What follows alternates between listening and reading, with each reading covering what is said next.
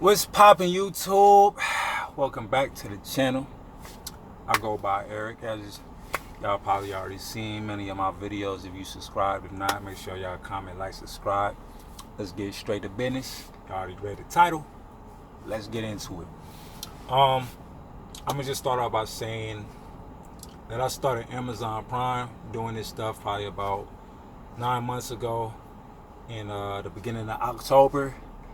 And this is after a whole year and a half layoff after, the pandemic and being on unemployment and everything of that nature.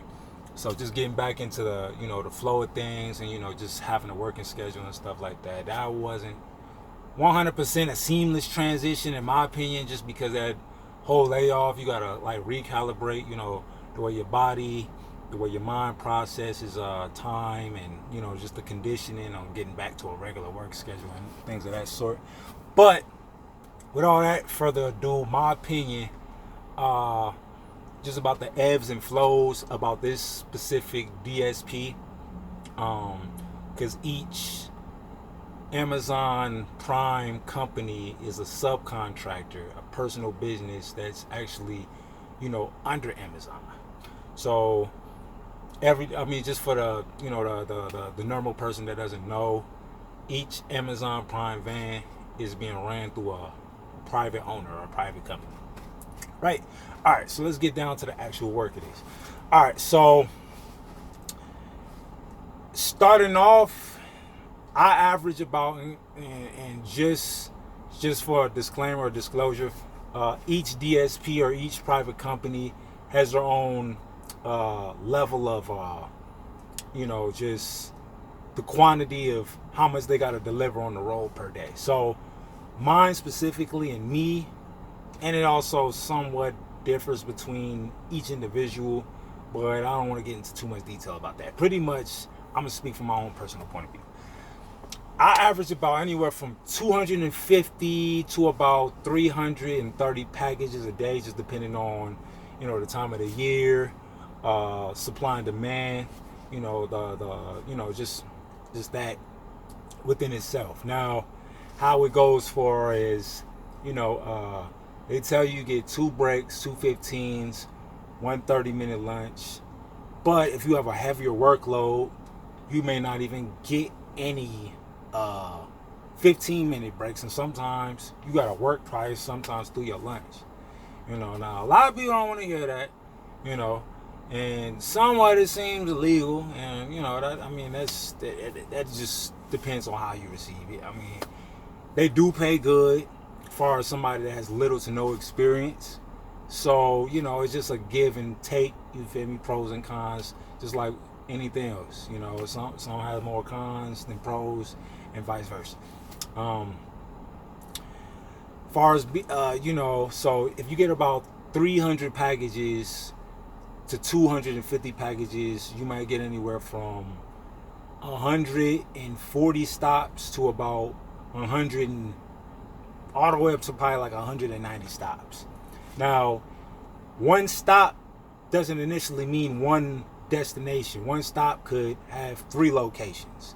So if you got 3 locations at one stop, meaning that if you make one stop, then it may be 3 houses or 2 houses or sometimes even 4 houses you may have to go to, and each house may have a different quantity of packages you may have to deliver. So you may have one stop that has 4 locations but have 5 packages, which means 4 out of the 5 or actually 4 out of the 3 stops are gonna have one individual package, which is 3, and then the last one has 2 packages.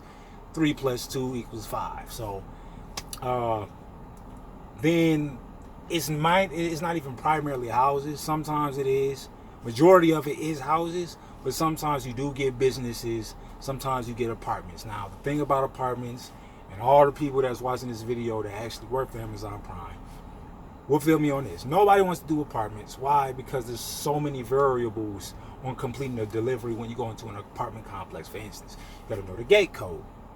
Another thing, if you don't know the design of how all the buildings and apartment numbers are numerically ordered, you may get confused on what building it is, where is that, what side it's on, upstairs, downstairs, and you may have a hard time finding parking. Obviously, if you've been into an apartment complex, parking, depending on who's home or who's not, it may not be the easiest place to park at, and you don't want to block the road or hold up traffic.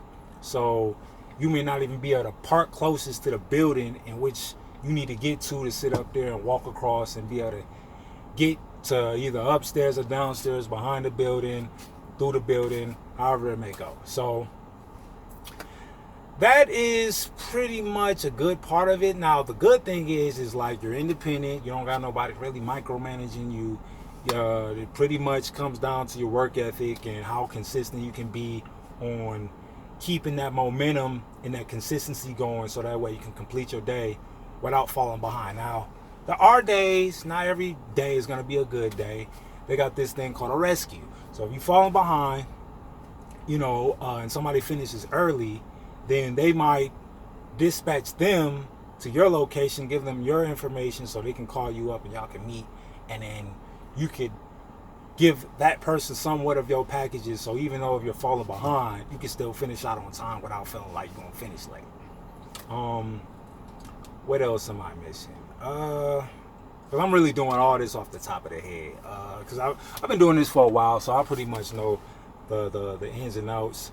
Then they got the specifics like Amazon lockers, where you have about 30 packages, but they're going to one locker, and that counts as one stop. But scanning the packages and watching the locker pop open for whatever slot, that may take anywhere from 5 to 10 minutes for like 30 packages. So depending on how fast you're moving, it's really simple. It's really step by step. All you gotta do is follow the instructions, and it's pretty much self-explanatory. Then you also, most hours are usually like 9 to 10 hours, and you get about you probably get close to a 40, but you only work 4 days out of the week. So that's another pro. You don't have to work the typical 9 to 5, work 5 days out the week to make sure you're closing in on 40 hours to get a full check or whatever. So, and some of them pay bi-weekly, some of them pay weekly. It just depends on how your company want to, just disseminate or, just give out the checks or whatever. It depends how they want to go about that. And let's see, is there anything else? The heaviest a package could be is about 50 pounds. They got dollies and stuff. It's not promised that you're gonna get a dolly, but for the most part, if you're there early enough and you get there close enough, you can get a dolly, so you don't have to really put on a lot of stress and a lot of labor transferring the package to whatever destination you get to. I think that about sums it up. I might do a part 2 on this video if there's any other things that I'm leaving out that I feel like is most important. But yeah, if you're thinking about doing Amazon Prime, that's just about the generality and gist of it.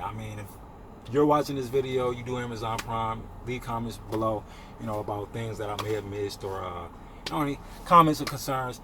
That being said, thanks for watching. Make sure y'all comment, like, subscribe yet again. Got more videos on the way. I'm up out of here.